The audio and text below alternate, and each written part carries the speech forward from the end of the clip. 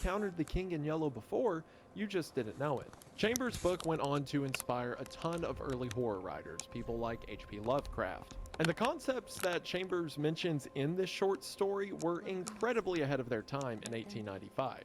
Things like cognitohazards or mimetic entities or info hazards. So of course, Chambers' writing went on to inspire a ton of media that came after him. But it's not only Chambers' book, The King in Yellow, that has outlived the author himself, but it is the King in Yellow within the King in Yellow that has lived on as well. This unspeakable entity has shown up in dozens of stories over the past several years, all of which reference the same forbidden story that Chambers did all the way back in 1895. So many different pieces of art that I guarantee you've come across before, reference the same monster and story that's never even been told. So why is that? Why is a story that has never existed behind so many of the stories that we know today? And that's what I want to talk about. We're going to talk about the short stories within The King in Yellow, and from there talk about how it's worked its way into so many different pieces of media. And talk about how a creature who is said to infect the mind of artists who encounter it has done the same thing in the real world. A couple of announcements to get out of the way before we begin. For one, I've begun uploading my YouTube videos to Spotify. So if you prefer watching over there, full audio and video copies of everything I post to YouTube will be over there after it's uploaded here. There's been a few unofficial accounts that have uploaded my videos to Spotify, so to clarify, the one that I have linked in the description is the only official Wendigoon Spotify channel. So again, if you prefer to watch there, feel free to do so, and I hope you enjoy. The second thing to mention is you are about to get a lot more Wendigoon content for, better or worse. And that'll begin a little over a week from now on April the 29th on my other channel, Wendigang. There's a ton of topics that I'll come across that are interesting but just don't fit the bill for a ridiculously long ramble over here on the main channel. So I've taken those topics and put together a team of researchers and writers to help me put together scripts so that I can still cover things I find interesting just in a more concise and shorter format. And again, short for me means less than an hour. We're very excited to show you what we've been working on, and to spoil the first topic, it's about the Kansas City Chiefs fan who dressed as a wolf to all of the Kansas City games, and also robbed several banks on his way to those games. Again, that'll be up on Wendigang Tuesday, April the 29th, with hopefully weekly uploads to follow, or at least every other week in the beginning as we still iron out some wrinkles. So be sure you're subscribed over there if you're interested, and thank you all so much for allowing me to go on these weird little projects of mine. It means a lot. Back to our topic for today, forbidden knowledge and mind parasites that very well might be real sound interesting to you, and stick around after the ad as we break down the horrors of the King in Yellow. And another piece of forbidden knowledge is food that's good for you, delicious, easy to make, and won't break the bank. Or at least it was before today's sponsor, Factor. Factor makes meeting your nutritional goals easier than ever by delivering fresh, never frozen, dietitian-approved meals straight to your door. Factor's delicious meals can be ready in as little as 2 minutes. Each weekly menu has 35 options, including popular categories like Calorie Smart, Keto, Protein Plus, or vegan and veggie options. There's also a bunch of add-ons you can get every week, like breakfast or on-the-go lunch or snacks and beverages to help you stay fueled and feel good all day long. Factor also takes the stress out of meal planning and prep, as Factor is cheaper, tastes better, and is better for you than takeout, and is just as easy to make, as Factor's meals are simply heat and eat. Factor is also super flexible. Every week, you can get 4 to 18 meals per week, or pause or reschedule your deliveries at any time. Factor would send me boxes for these ads, but I had to get more in addition because my wife would keep stealing the boxes from me before I had a chance to actually film the B-roll with them. They're not only delicious, but save a ton of time and headache. So if you want to get in on this incredible offer, then head to factor75.com or click the link below and use code 50Wendigoon to get 50% off plus free shipping on your first Factor box. That's code 50Wendigoon at factor75.com to get 50% off plus free shipping on your first box today. Thank you all for watching the ad, and thank you to Factor for sponsoring the channel. Their link is in the description, and we are now back to the video. We are going to go ahead and get into it, but as always, thank you for watching. So to clarify, The King in Yellow is both the name of Chambers' book as well as the fictional story within the book. And we do get some small excerpts from this lost story. As a matter of fact, The King in Yellow opens with a passage from the fictional King in Yellow, the passage known as Casilda's Song. Along the shore the cloud waves break, the twin suns sink behind the lake. The shadows lengthen in Carcosa. Strange is the night where black stars rise and strange moons circle through the skies. But stranger still is lost Carcosa, songs that the high age shall sing, where flap the tatters of the king, must die unheard in dim Carcosa. Song of my soul, my voice is dead. Die thou unsung as tears unshed, shall dry and die in lost Carcosa. We will see other excerpts from this fictional story as well, but this is by far the longest. Immediately, this sounds like we're on some kind of alien planet. We have mentions of twin suns and black stars and strange moons. And wherever this Carcosa is, it seems to be the home of the king, or at least the tatters of the king. A lot of the language used sounds very apocalyptic. Mentions of my voice being dead, and tears are unshed, and they shall dry and die in lost Carcosa. It seems that whatever Carcosa was, it is something that is now past. Also, we have the title of this poem itself, Casilda's Song. Who was Casilda? Was she a resident of Carcosa, or just someone who's heard about it like us? We'll get more of an idea around Carcosa and the King in Yellow as we dive into some of the Chamber stories. As mentioned in the intro, the King in Yellow is an anthology, with the through line of the stories in the anthology, or at least the first 4, being this fictional play, The King in Yellow. If any of this is confusing, I swear it'll be cleared up with our first short story. So let's go ahead and get into it. Our first story is called The Repairer of Reputations, and it opens with a quote from a French book, the title of which I'll show on screen now. Translated, the quote reads, "Do not mock the fools. Their madness lasts longer than ours. That is the only difference." So a quote saying that the only difference between us and those that we consider insane is that their insanity just sticks around. Something to keep in mind as we read this story. The Repairer of Reputations takes place in 1920s New York. And since Chambers published this book in 1895, he is describing a world a few decades into the future. In setting up this future United States, our protagonist, who we'll meet in a minute, describes the setting. He says that there was a President Winthrop. He says that Cuba, Hawaii, and Samoa were bought by the United States, which is a pretty good guess. And the craziest thing he gets right is when he says on the first page, the war with Germany, incident on that country's seizure of the Samoan Islands, had left no visible scars upon the Republic. So other than the seizure of the Samoan Islands part, he was right that in 1920 we would just be getting out of a war with Germany. And initially, everything seems to be great in this new future. They describe how old architecture was being destroyed, and these beautiful new structures and bridges and parks throughout cities had made living there so much better. However, the first cracks of this futuristic world show up on the second page. We had profited well by the latest treaties with France and England. The exclusion of foreign-born Jews as a measure of self-preservation. The settlement of the new independent black state of Swanee, checking of immigration, the new laws concerning naturalization, and the gradual centralization of power in the executive all contributed to national calm and prosperity. When the government solved the Indian problem and squadrons of Indian cavalry scouts in native costume were substituted for the pitiable organizations tacked on to the tail of skeletonized regiments by a former Secretary of War, the nation drew a long sigh of relief. When, after the colossal congress of religions, bigotry, and intolerance were laid in their graves, and kindness and charity began to draw warring sects together, many thought the millennium had arrived, at least in the New World, which after all is a world by itself. So while you could just read that as, this book was written in the 1890s, maybe that level of isolation was just Chambers' idea of an idealized world.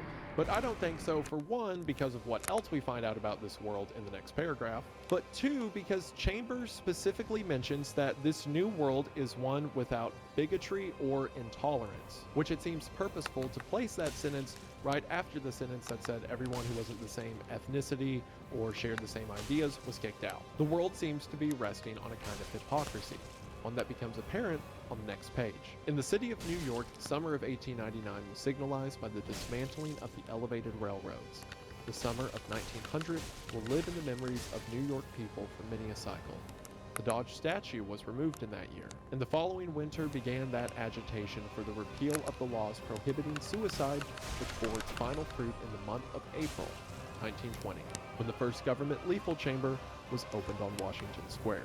So all that mention of this perfect futuristic New York City and then to mention that the government has installed a lethal chamber. What is a lethal chamber, you may ask? It is exactly what you think it is, a chamber that you walk in and die. It's from here that our protagonist begins to talk about himself.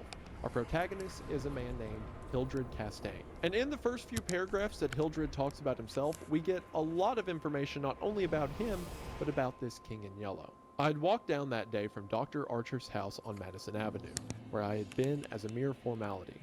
Ever since that fall from my horse, 4 years before, I had been troubled at times with pains in the back of my head and neck, but now for months they had been absent, and the doctor sent me away that day saying there was nothing more to be cured in me. It was hardly worth his fee to be told that, I knew it myself. Still, I did not grudge him the money. What I minded was the mistake which he made at first. When they picked me up from that pavement where I lay unconscious, and somebody had mercifully sent a bullet through my horse's head, I was carried to Dr. Archer, and he, pronouncing my brain affected, placed me in his private asylum where I was obliged to endure treatment for insanity. At last, he decided that I was well, and I, knowing that my mind had always been as sound as his, if not sounder, paid my tuition, as he jokingly called it, and left. I told him, smiling, that I would get even with him for his mistake. He laughed heartily and asked me to call once in a while. I did so, hoping for a chance to even up accounts, and he gave me none, and I told him I would wait. So 4 years ago, Hildred fell from his horse in an accident that was bad enough that the horse had to be put down. And according to Hildred, he was always of a sound mind, but regardless, this evil Dr. Archer committed him to an asylum. And Hildred says that he is hoping to even accounts with Dr. Archer, whatever that means. While Hildred frames it as a good thing, he does admit that the fall did change him. As right after this he says, "The fall from my horse had fortunately left no evil results. On the contrary, it had changed my whole character for the better. From the lazy young man about town, I had become active, energetic, temperate, and above all else, ambitious. There's only one thing which troubled me. I laughed at my own uneasiness, and yet it troubled me." So according to Hildred, this accident was a good thing. But what is it that troubled him? Well, here we get our first mention in this story of the King in Yellow. During my convalescence, I had bought and read for the first time The King in Yellow. I remember after finishing the first act that it occurred to me that I'd better stop. I started up and flung the book into the fireplace. The volume struck the barred gate and fell open on the hearth in the firelight.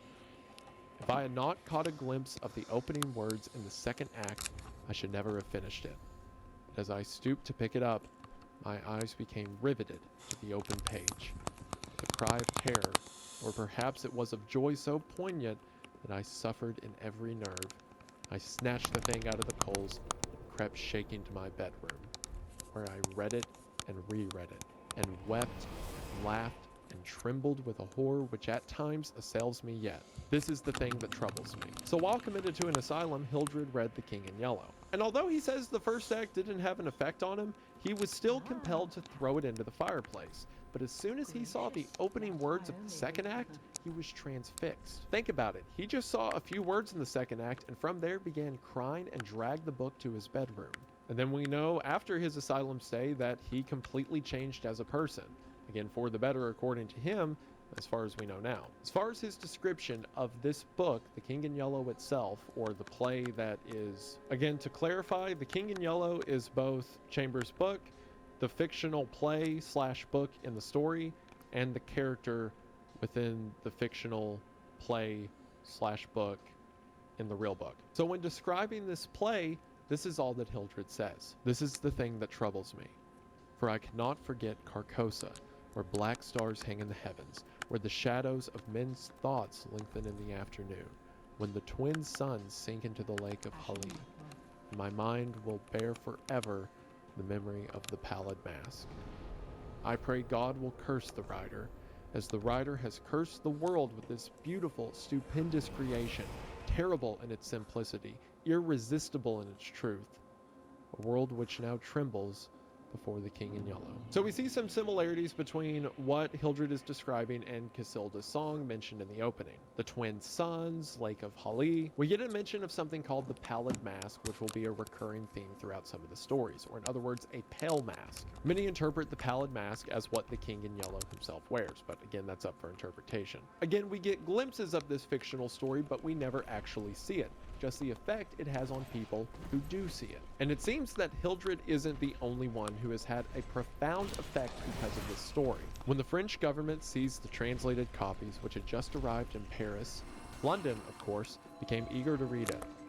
It is well known how the book spread like an infectious disease from city to city, from continent to continent, barred out here, confiscated there, denounced by press and pulpit, censored even by the most advanced of literary anarchists. No definite principles had been violated in those wicked pages, no doctrine promulgated, no convictions outraged. It cannot be judged by any known standard yet, although it was acknowledged that the supreme note of art had been struck in The King in Yellow, all felt that human nature could not bear the strain, nor thrive on words in which the essence of purest poison lurked.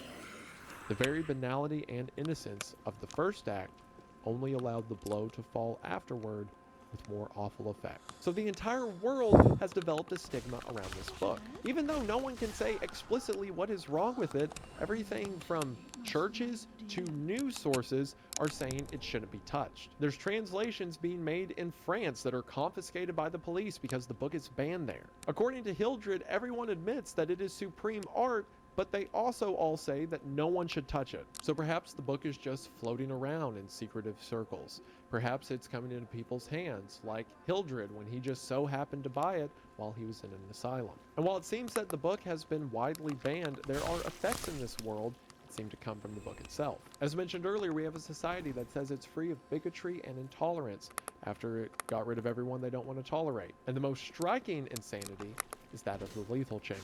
Hildred says that the lethal chamber was built in Washington Square, and in front of the lethal chamber is a beautiful garden surrounded by restaurants and cafes. He says that the chamber itself has 6 ionic columns and a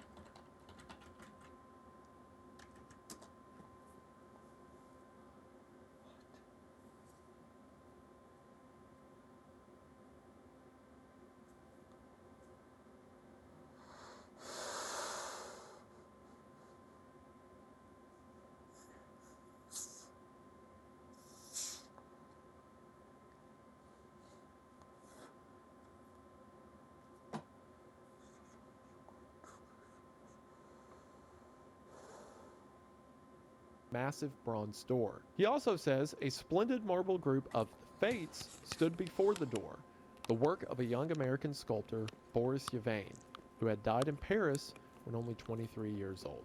Keep that in mind for a later story. As Hildred is walking through the square, there's an inauguration ceremony for the lethal chamber. At this inauguration are several government officials, including the governor, who is giving a speech as Hildred passes. The governor was finishing his reply to the short speech of the Surgeon General.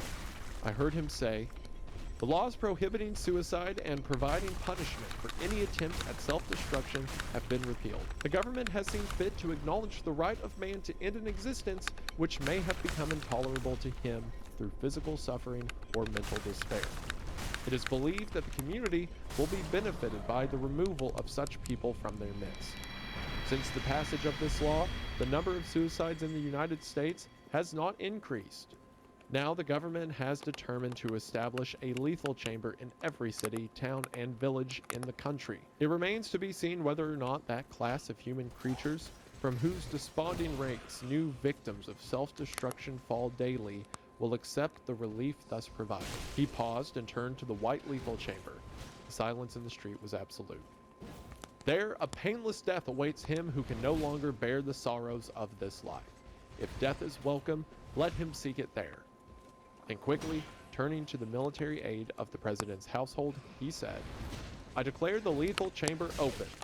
And again, facing the vast crowd, he cried in a clear voice, "Citizens of New York and of the United States of America, through me, the government declares the lethal chamber to be open." Again, we have the removal of the unwanted framed as a good thing. The governor even said it is believed that the community will be benefited by the removal of such people from their midst. Now, there's two ways to look at this. For one, it can just be the general madness of the world around Hildred on display. If the King in Yellow is affecting society to a great degree, then that explains why it gets to a place where the government builds these beautiful structures and proclaims its own opulence. And if you don't like it, please see yourself out. The other way to see it is that maybe people are going so mad from reading The King in Yellow that society has nothing else it can do with them. Maybe it's not the government and powers that be that are infected by the madness of The King in Yellow. Maybe it's just that people who are affected are such a problem that the government felt it right to build lethal chambers. It's also never explained what's actually inside of a lethal chamber, or how it kills you. My running theory is it's like the giant gray brick things in Mario, with the big spikes in the face on them. Like, you walk into the lethal chamber and it's quiet for a minute, and then just like a 40-ton boulder smashes you. And then it just resets for the next guy that walks in.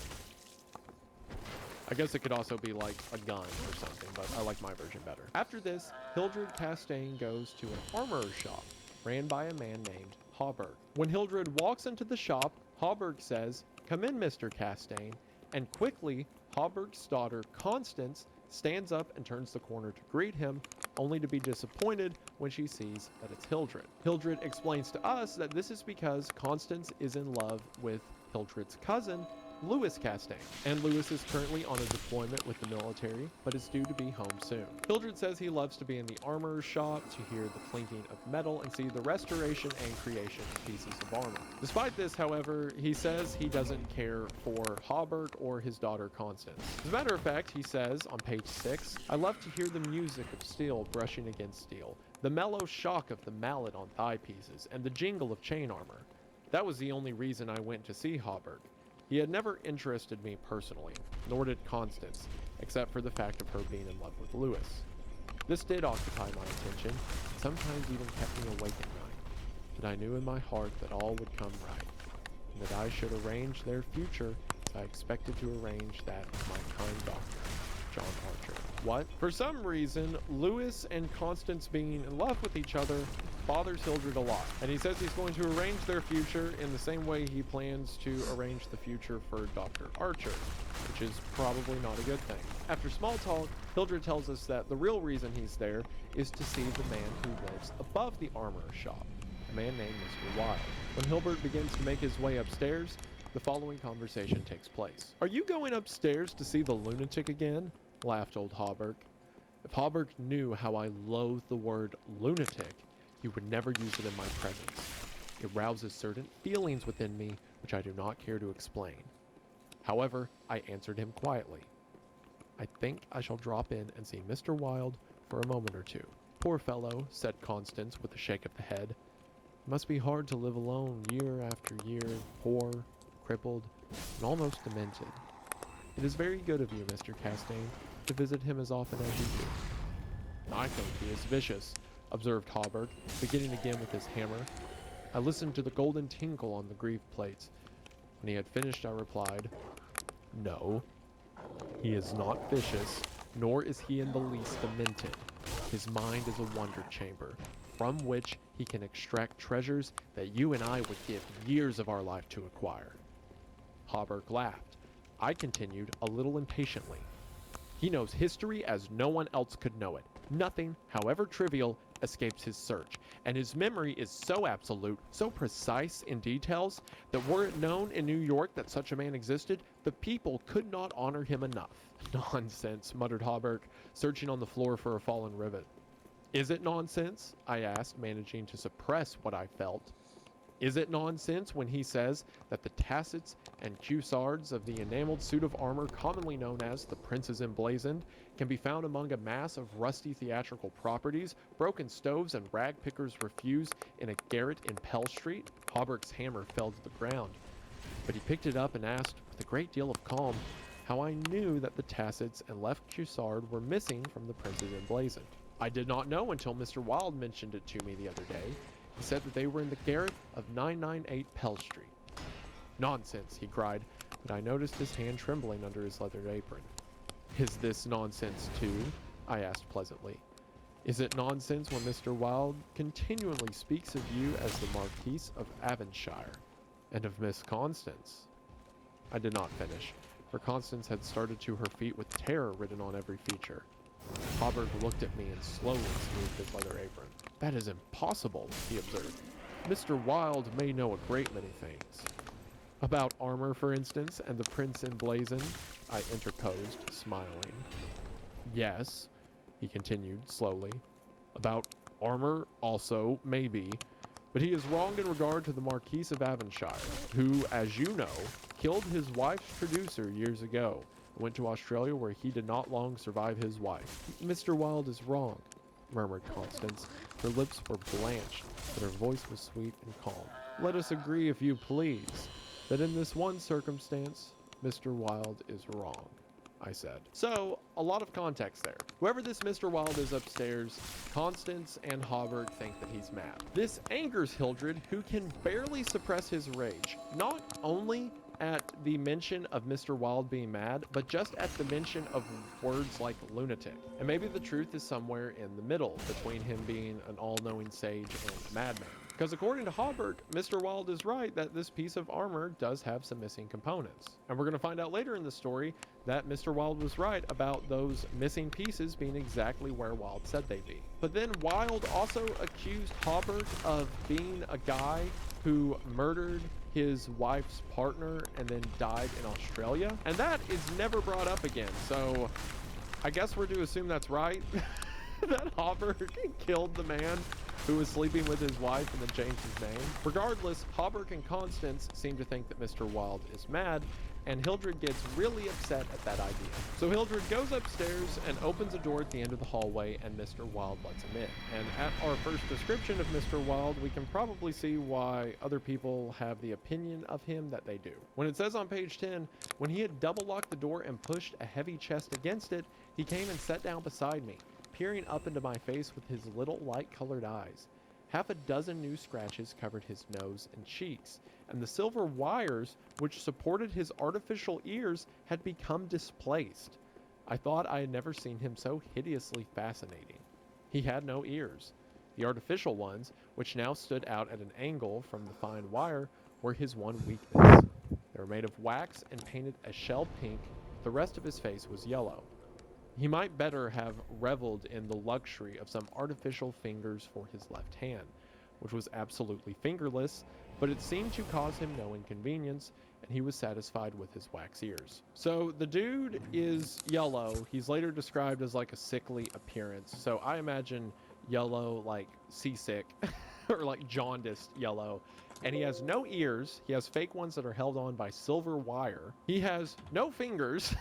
just like, I guess, nubs for hands. And then he goes on to say he was very small, scarcely higher than a child of 10, but his arms were magnificently developed and his thighs as thick as any athlete's. Still, the most remarkable thing about Mr. Wilde was that a man of his marvelous intelligence and knowledge should have such a head. It was flat and pointed, like the heads of many of those unfortunates whom people imprison in asylums for the weak-minded. Many called him insane, but I knew him to be as sane as I was. That line hits so much harder on a second read. So he lives in the top room above this armor's building, and he's described as like a goblin. But it gets even weirder because then he says, I do not deny that he was eccentric. The mania he had for keeping that cat and teasing her until she flew at his face like a demon was certainly eccentric. He then, in describing a fight he witnessed between Mr. Wilde and the cat, said that one time, before I could move, she flattened her belly to the ground, crouched, trembled, and sprang into his face. Howling and foaming, they rolled over and over on the floor, scratching and clawing until the cat screamed and fled under the cabinet, and Mr. Wilde turned over on his back, his limbs contracting and curling up like the legs of a dying spider. So this dude just lives in like this upper loft in New York City, has a cat that almost kills him constantly. I guess that's why he doesn't have ears or fingers. The cat took him at some point. We then get a description of what Mr. Wilde does and find out that he is the character whom the story is named after, the repairer of reputations. Because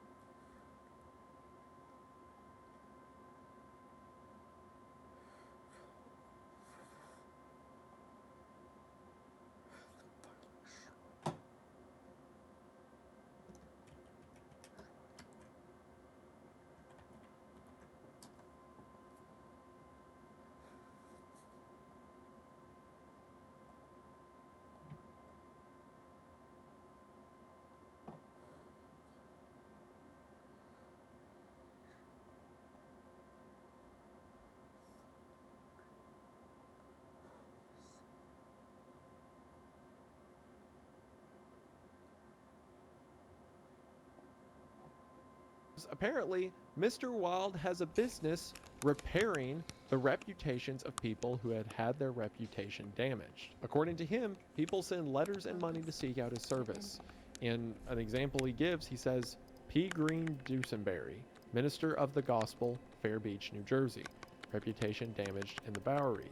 To be repaired as soon as possible. Retainer $100. So Mr. Wilde apparently sets about making these people have a higher standing in the community, and he later goes on to say that he has 500 men in his employ, and he describes these retainers as being $100 to $500 at a time. So if a dude who has 500 employees and is making that much money in 1890s money, then what is he doing in a rundown apartment above an armorer's shack with a cat that tries to kill him? He later says that everyone from high-profile businessmen to politicians seek out the service, or at least that's what he tells Hildred. While Hildred and Mr. Wilde are talking, someone knocks on the door before Mr. Wilde sends him away. When Hildred asks who that was, Mr. Wilde says that it is Arnold Stylet, owner and editor-in-chief of the Great New York Daily, which would be quite impressive if that guy was coming to Mr. Wilde, but again, Hildred never actually saw him. Just someone on the other side of the door. Hildred then asks Mr. Wilde, where are the notes?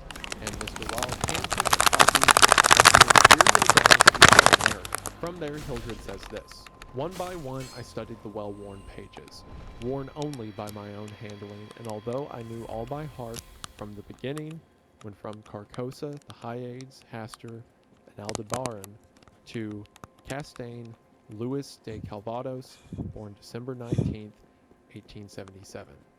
I read it with an eager, rapt attention, pausing to repeat parts of it aloud, and dwelling especially on Hildred de Calvados, only son of Hildred Castaigne and Edith Landis Castaigne, first in succession, etc., etc. When I finished, Mr. Wilde nodded and coughed. Speaking of your legitimate ambition, he said, how do Constance and Lewis get along?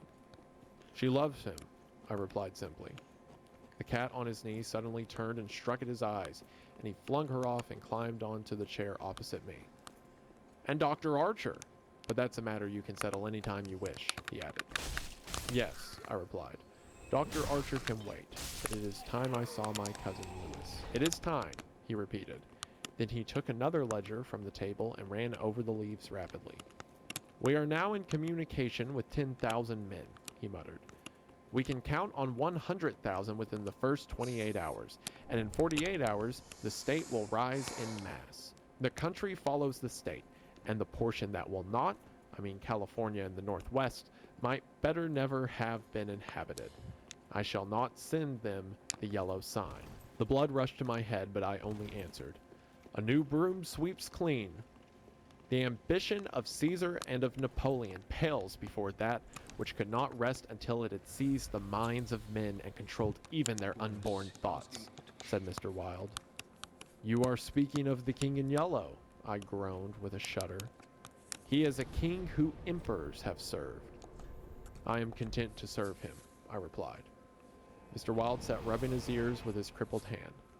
Perhaps Constance does not love him, he suggested. Okay, so piece by piece. First of all, this imperial dynasty of America seems to be a sort of plan. Initially, we get mentions to things related to Casilda's song, or the fictional King in Yellow, mentions of Carcosa and Hyades and Hastur. But because this is a sort of game plan or prophecy, it has mentions of the future, as it mentions Hildred's son, who is to be Hildred de Calvados, after Hildred Castaigne has a child with Edith Landis Castaigne, whoever that might be. But it seems that Hildred's cousin Lewis has some piece in this plan as well. Not only is his name and date of birth mentioned in the Imperial Dynasty of America, but as soon as Hildred gets done reading the Imperial Dynasty of America, that's when Mr. Wilde asks, how do Constance and Lewis get along? And he also says that Hildred can settle his deal with Dr. Archer whenever he wants. It can be assumed, given the title of these notes, that the Imperial Dynasty details a sort of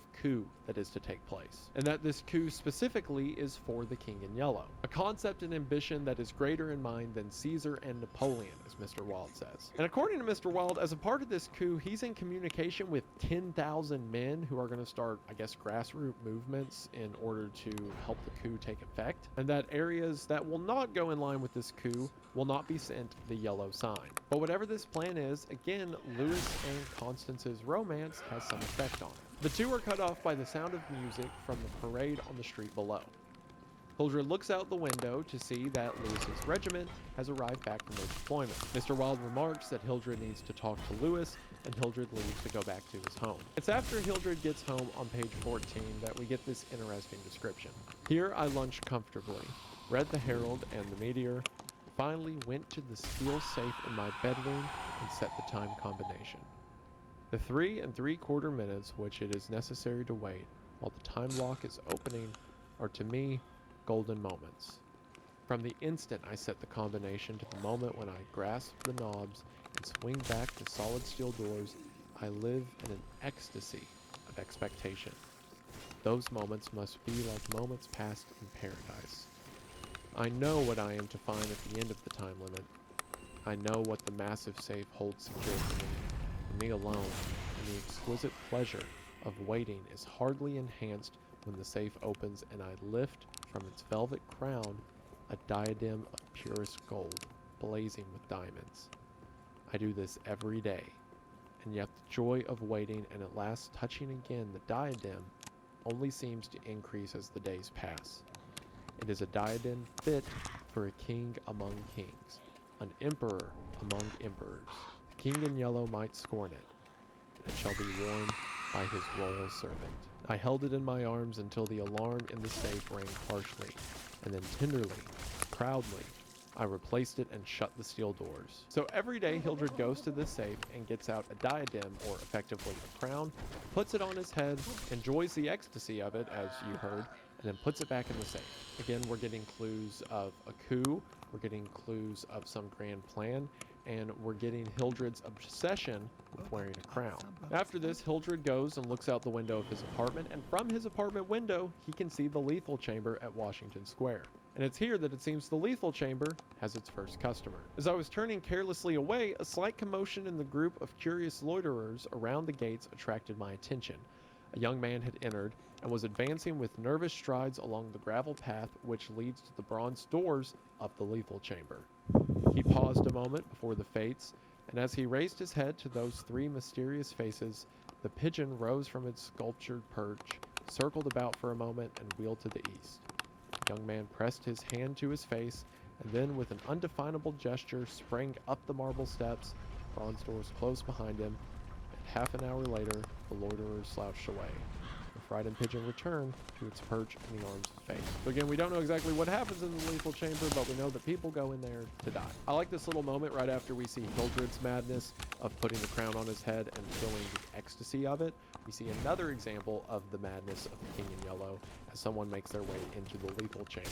After this, Hildred goes to see his cousin Lewis, and we're immediately shown how different the two men are. As I crossed the central driveway, a group of officers passed, and one of them called out, "Hello, Hildred," and came back to shake hands with me. It was my cousin Lewis, who stood smiling and tapping his spurred heels with his riding whip. "Just back from Westchester," he said. "Been doing the bucolic, milk and curds, and, you know, dairy maids and sunbonnets who say, 'Aw,' and 'I don't think,' when you tell them they're pretty. I'm nearly dead for a square meal at Delmonico's. What's the news?" "There is none," I replied pleasantly. "I saw your regiment coming in this morning." "Did you? I didn't see you. Where were you?" "In Mr. Wilde's window." "Oh, hell," he began impatiently. "That man is stark mad. I don't understand why you—" He saw how annoyed I felt by this outburst and begged my pardon. "Really, old chap," he said, "I don't mean to run down a man you like, but for the life of me I can't see what the deuce you find in common with Mr. Wilde. He's not well bred, to put it generously. He is hideously deformed. His head is the head of a criminally insane person. You know yourself he's been in an asylum." "So have I interrupted calmly. Lewis looked startled and confused for a moment, but recovered and slapped me heartily on the shoulder. "You were completely cured," he began, but I stopped him again. "I suppose you mean that I was simply acknowledged never to have been insane." "Of course, that's what I meant," he laughed. I disliked his laugh because I knew it was forced, but I nodded gaily and asked him where he was going. So it seems that Lewis also has problems with Mr. Wilde, but he likes his cousin Hildred and doesn't want to offend him. Hildred, as you can tell, is very offended. We also get some context that Mr. Wilde had also been in an asylum at some point, and there's a little bit of uneasiness when Hildred says that he was found to have never been insane, and Lewis is like, "Yeah, that's what I meant," implying that maybe Lewis is more privy to Hildred's mental condition than Hildred is. But again, Lewis doesn't want to offend his cousin, so he just goes along with it. Lewis says that he really wants to see Constance, so him and Hildred should go over to Hawberk's shop, and then the four of them can go out for a walk. When they arrive at Hawberk's shop, Lewis and Constance immediately begin doting over each other, and Hildred initially says that he wants to leave before deciding that it's probably best if he keeps an eye on the two. Again, the two of them have some greater effect on his grand scheme. Again, because this is a slightly futuristic New York, it says that in this timeline, they built these big terraces throughout the city that allow for these beautiful walks at sunset, elevated above the ground level of New York City. So as the four of them are walking on this terrace, Lewis is talking about his time in the military and explaining some of the things in the military. And at some point, Lewis and Constance go off for a walk on their own, leaving Hawberk and Hilbert alone. Hawberk tells Hilbert that he went to the location Mr. Wilde said the armor would be at, and sure enough, it was there. At this, Hilbert says, "Mr. Wilde is a very intelligent man," I observed. "I want to give him the credit of this most important discovery," continued Hawberk, "and I intend it shall be known that he is entitled to the fame of it." "He won't thank you for that," I answered sharply. "Please, say nothing about it." "Do you know what it is worth?" said Hawberk. "No, $50 perhaps." "It is valued at $500, but the owner of the Prince's Emblazoned will give $2,000 to the person who completes his suit. That reward also belongs to Mr. Wilde." "He doesn't want it. He refuses it," I answered angrily. "What do you know about Mr. Wilde? He doesn't need the money. He is rich, or will be richer than any living man except myself. What will we care for money then? What will we care, he and I, when what? Demanded Hawberk, astonished. You will see, I replied, on my guard again. He looked at me narrowly, much as Dr. Archer used to, and I knew he thought I was mentally unsound. Perhaps it was fortunate for him that he did not use the word lunatic just then. No, I replied to his unspoken thought. I am not mentally weak. My mind is as healthy as Mr. Wilde's. I do not care to explain just yet what I have on hand, but it is an investment which will pay more than mere gold, silver, and precious stones. It will secure the happiness and prosperity of a continent. Yes, a hemisphere. Oh, said Hawberk. And eventually, I continued more quietly, it will secure the happiness of the world. And incidentally, your own happiness and prosperity as well as Mr. Wilde's? Exactly, I smiled, but I could have throttled him for taking that tone. He looked at me in silence for a while, and then said very gently, why don't you give up your books and studies, Mr. Castaigne, and take a tramp among the mountains somewhere or other? You used to be fond of fishing.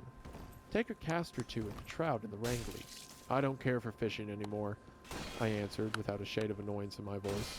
You used to be fond of everything, he continued. Athletics, yachting, shooting, riding. I have never cared to ride since my fall, I said quietly. Ah, yes, your fall, he repeated, looking away from me. Something I really like about Chambers' stories, and this is prevalent through a lot of the stories in this anthology, is how much character he can give, like, side characters with just a few lines of dialogue. Because think about it this way, Hawberk, Constance, Lewis, Hildred, they've all known each other for years, assumedly. And given Lewis's line earlier where he says, oh, well, you were declared sane. I mean, were never insane in the first place. It seems that the people around Hildred knew that there was probably something wrong with him, and there was probably a reason he got committed to an asylum. And now everyone around Hildred seems suspicious of Mr. Wilde and why Hildred is spending so much time with him. And there is so much unsaid in the line when Hawberk says, and incidentally your own happiness and prosperity as well as Mr. Wilde's, indicating that Hawberk suspects that Mr. Wilde is manipulating Hilbert to a degree. And in spite of this, Hawberk was still willing to give Mr. Wilde the money and notoriety for the piece of armor that Mr. Wilde helped him locate. We also get a bit more of Hildred's hypocrisy.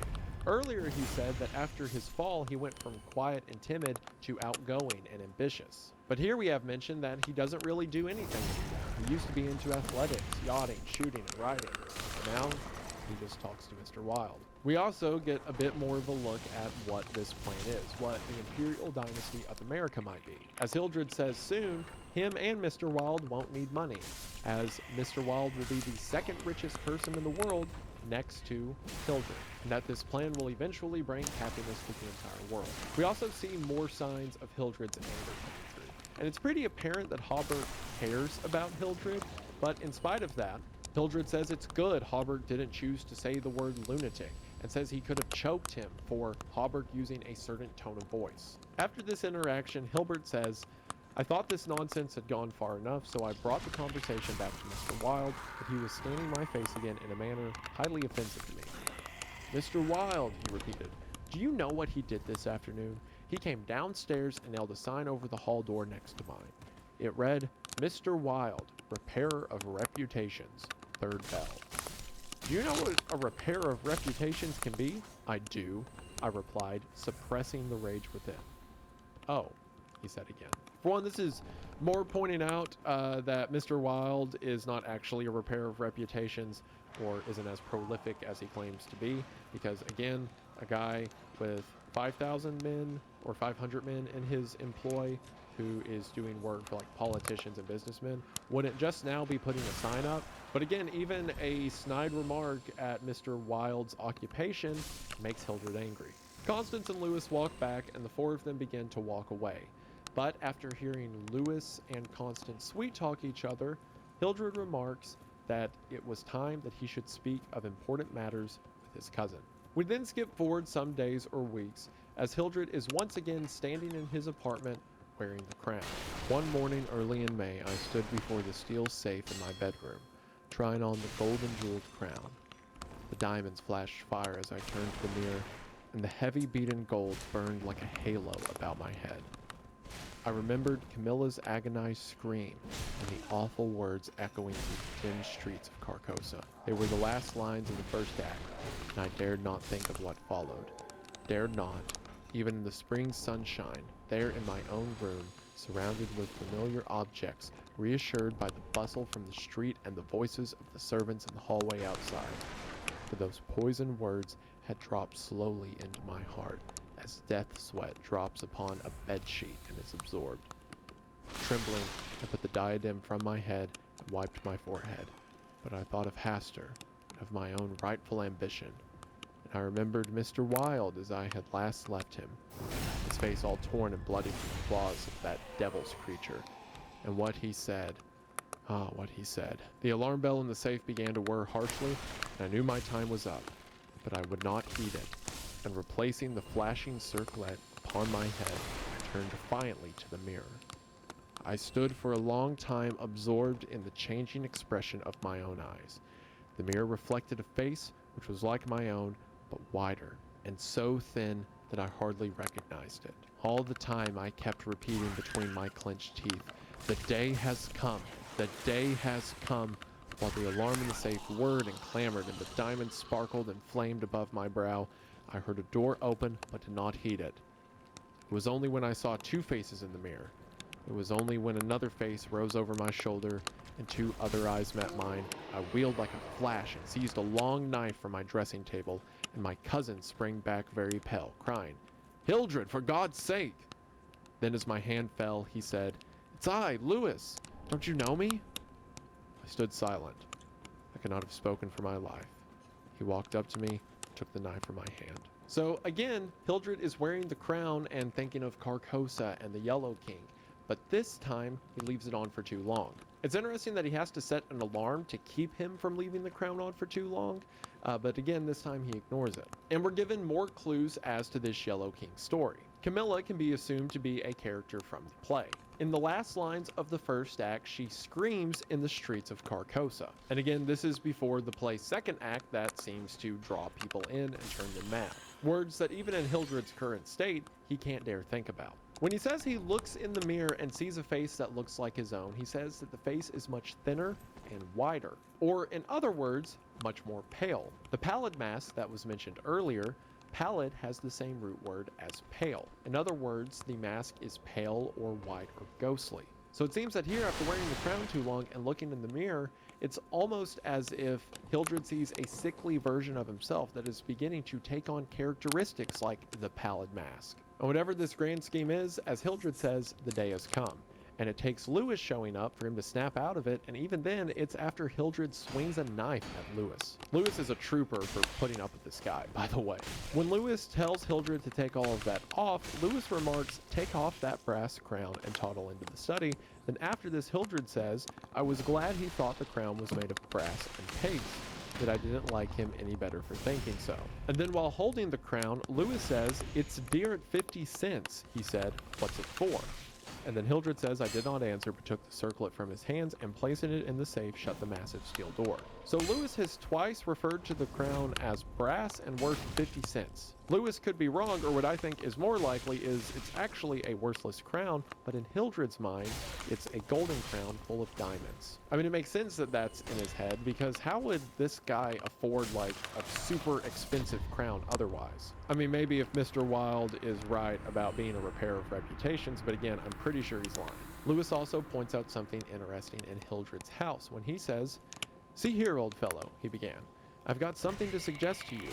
It's 4 years now that you've shut yourself up here like an owl, never going anywhere, never taking any healthy exercise, never doing a damn thing but poring over those books up there on the mantelpiece." He glanced along the row of shelves. "Napoleon, Napoleon, Napoleon," he read. "For heaven's sake, have you nothing but Napoleons there?" "I wish they were bound in gold," I said. It seems that Hildred is wanting to adopt this mindset of a ruler, a rule that he thinks he is entitled to. And he's done nothing for the past few years except meet with Mr. Wilde and read books about how to do that. But what's more interesting is what Hildred says right after. But wait, yes, there is another book. The King in Yellow. I looked him steadily in the eye. Have you never read it? I asked. No, thank God. I don't want to be driven crazy. I saw he regretted his speech as soon as he had uttered it. There is only one word which I loathe more than I do lunatic, and that word is crazy. But I controlled myself and asked him why he thought the King in Yellow dangerous. Oh, I don't know, he said hastily. I only remember the excitement it created and the denunciations from pulpit and press. I believe the author shot himself after bringing forth this monstrosity, didn't he? I understand he is still alive, I answered. That's probably true, he muttered. Bullets couldn't kill a fiend like that. It is a book of great truths, I said. Yes, he replied, of truths which send men frantic and blast their lives. I don't care if the thing is, as they say, the very supreme essence of art. It's a crime to have written it, and I, for one, shall never open its pages. Again, we have another mention of Hildred getting violent at words like lunatic and crazy. What's interesting is Lewis has also heard of The King in Yellow and has heard that anyone who has read it has gone insane. Again, certainly wouldn't apply to Hildred or anything. We never get more details about that whole mention of the author shooting himself but potentially being alive. But I think it more so goes to show no one knows where the book came from, and there's all these urban legends around who the author even is. Another detail here, and I might be reading too far into this, but Lewis says the exact same phrases that Hildred did when he introduced the King in Yellow in the first place. Specifically, when Lewis says the denunciations from pulpit and press, and when he says it contains the very supreme essence of art. Those are both direct quotes that Hildred had earlier in the story, which might be Hildred not really having a grasp of what the outside world has been doing in the past several years. So earlier, while attempting to sound stoic and like a point of information for the reader, he was just quoting what Lewis said. His grasp on the world isn't as concrete as he may want others to see. Lewis then says that the reason he has visited Hildred is to tell Hildred that he is to be married. And at this, Hildred says, I believe for a moment my heart ceased to beat, but I kept my eyes on his face. As you can imagine, Lewis is getting married to Constance. And again, all of this seems to be a major point of contention for Hildred. Lewis also says that his regiment is being moved tomorrow, so they're having the wedding tomorrow so that Constance can go with him. And not only that, but as a wedding present, he is being promoted to captain. So things are going comedically well for Lewis. I'm sure nothing bad will happen.